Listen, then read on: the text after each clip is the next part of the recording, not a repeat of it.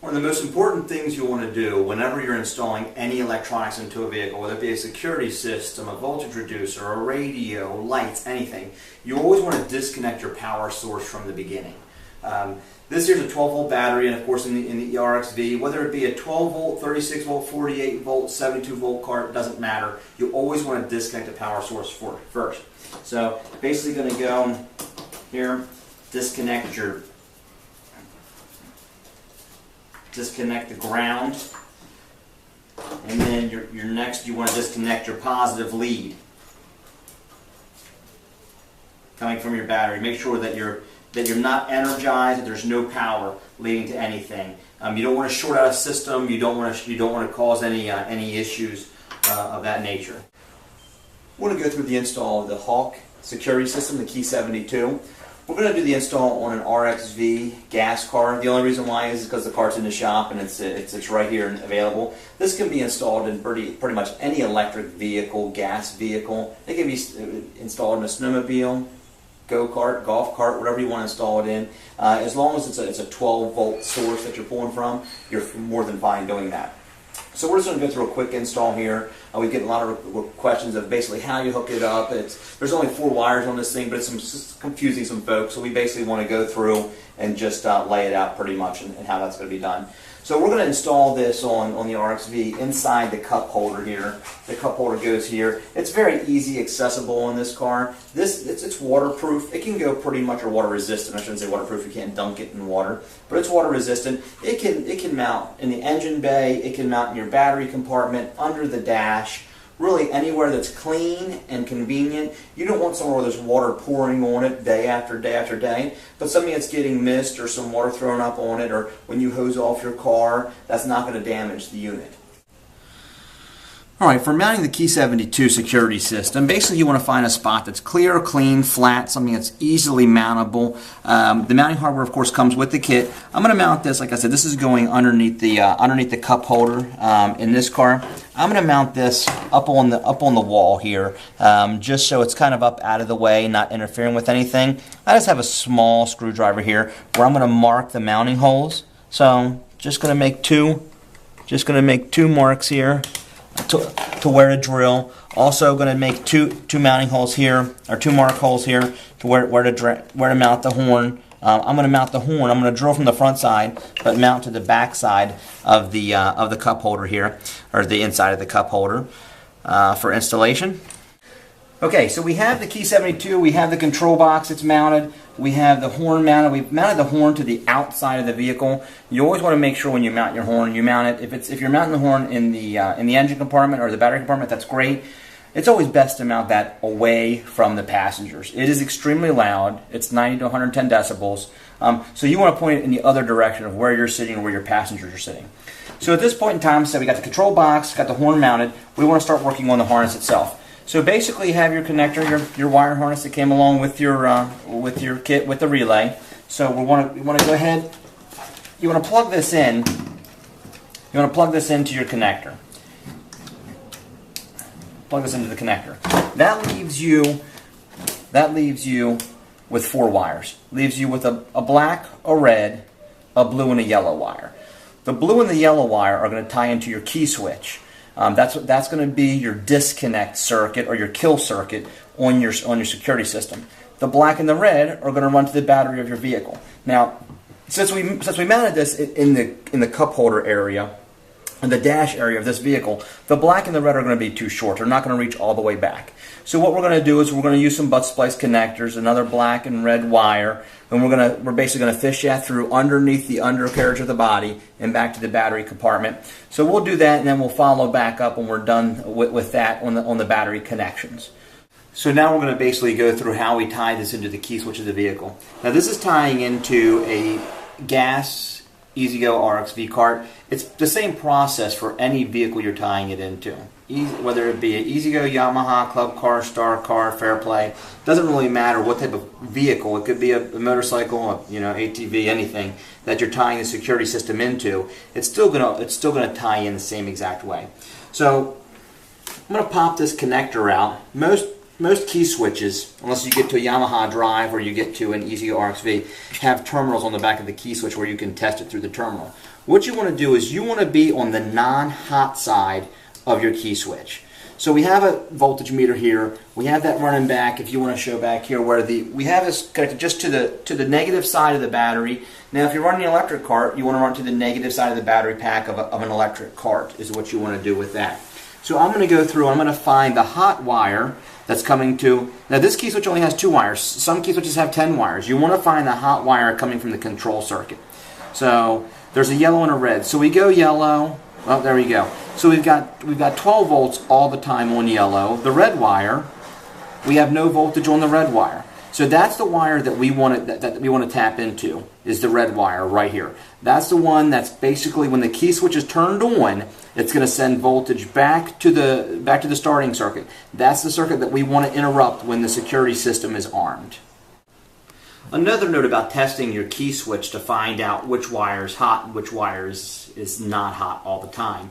Keep in mind we disconnected the battery pack when we started the installation of this KEY-72 security system. You may need to temporarily reconnect your battery pack in order to find out which lead is hot, which lead is not hot, or before you start installation, before you disconnect your battery, you can do that. As you remember, we basically went from ground to the yellow wire here to find out what was hot. Keep in mind, if your battery's disconnected, and you're checking terminals here on the back of your key switch or on a connector like you have here, you won't get any readings. So you may need to temporarily hook that battery back up. Be very careful you don't have anything, any loose ends, anything laying around that could short anything out in order to test that. We recommend you test that right from the beginning of the installation to find out which is hot and which is not hot. So that's of course the one that is not hot all the time is the one you tie into. We are back to tying the security system into the key switch of this EasyGo RXV gas car. On your security system you have 4 wires: black, red, blue, and yellow. Blue and yellow are the 2 wires that you want to tie into your key switch. Now on this cart, because of it being having the security system, the control box mounted in the dash area of the car, the blue and yellow wires are extremely long. The red and black we have fished back through to the engine compartment of the vehicle. The blue and the yellow, we're just going to clearly we do not need this much length on the blue and yellow wires. So we're just going to cut a foot or so off of those. You want to keep plenty of room. You're always better having too much than not enough. You can always take some off if you need to. So basically, going to strip the wires, put butt connectors on them.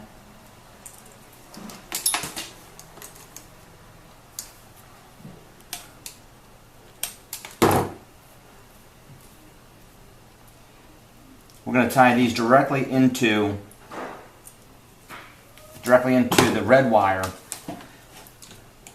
from the key switch. If you remember, yellow was always hot. That was power feeding the key switch. Red is what's going back into the cart to the start circuit. So, unfortunately, on a car like this, there's no other options except to cut into the main harness. Most of your key switches will have tabs on the back, or they'll have screws on the back where you could unscrew that and you could tie in that way. But unfortunately, this one we don't have that option. So basically, doesn't matter which wire goes with which. Yellow, blue, it doesn't matter. All you're doing is you want the circuit to go in one wire and come back out the other. There's a switch contained inside the box. So basically,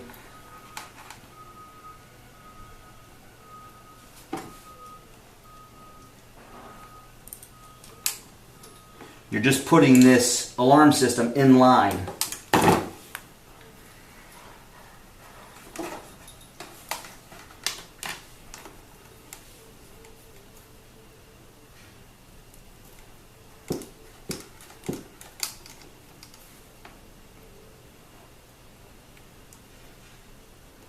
As always, you want to make sure that your connections are good and tight, that nothing's going to come loose, because of course if it does, it will keep your, I always like to give a little tug just to make sure, because if it is, then it's going to keep your vehicle from running.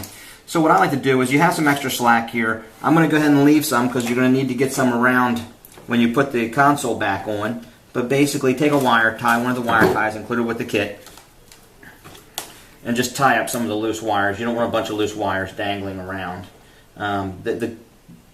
The dash compartment will certainly hide it, but the less loose wires you have, of course, the better. And anytime there's a splice, I like to have those splices contained so they're not rattling around loose. At that point, basically, you can plug your key switch back in, so you're good to go there. Okay, so we've run our wires down through the hole in the dash here, underneath the carriage. We've got that tied up and secured everywhere. We got the key switch tied in. Everything's mounted. We're at a point now that we want to hook up the alarm and actually test it. So we've got basically your wire harness run back underneath the car, underneath the undercarriage, all tied up and secured. We have the key switch tied in. Everything is good here. Everything is mounted and ready to go. At this point, we want to test the KEY-72 Hawk security system. So we have our battery disconnected during installation. So basically, your ground wire and your ground wire, your red wire, your hot and ground, they came back through. Now we lengthened the wires, if you remember, on the security system, just because our wires were too. So we basically said, well, bus splice connection. It's fused here, so we did not need to run a fuse off the battery. There's already a fuse at the security system, so we didn't need the fuse back here. So basically going to reconnect the positive side first. So positive connection here. Going to come in, make sure nothing's loose, nothing's against anything that's going to wear through.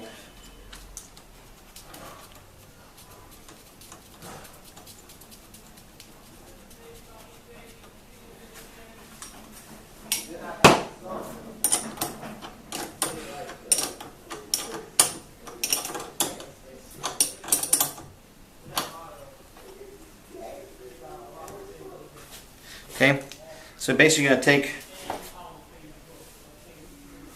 your ground wire, here we go, your ground wire, going to connect it, going to connect the alarm.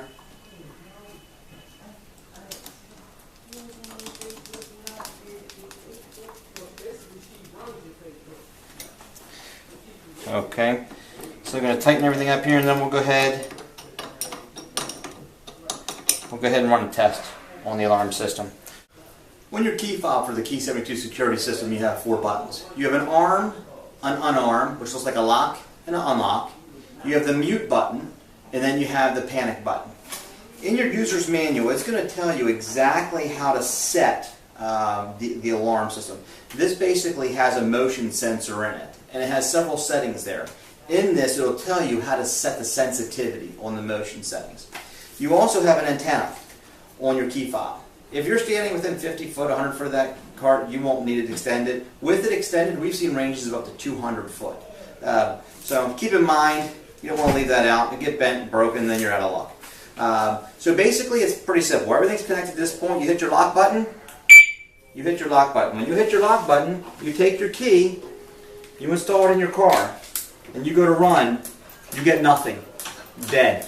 Someone gets in your car, an intruder, whoever it is, a kid, a thief, whoever's in there, they get in, it's locked, nothing's going to happen. You hit the unlock button, 2 chirps, you hear that. Basically, your key's on, you can hear the car turning over, you're ready to go. So, you lock it, nothing, unlock it, your car's running.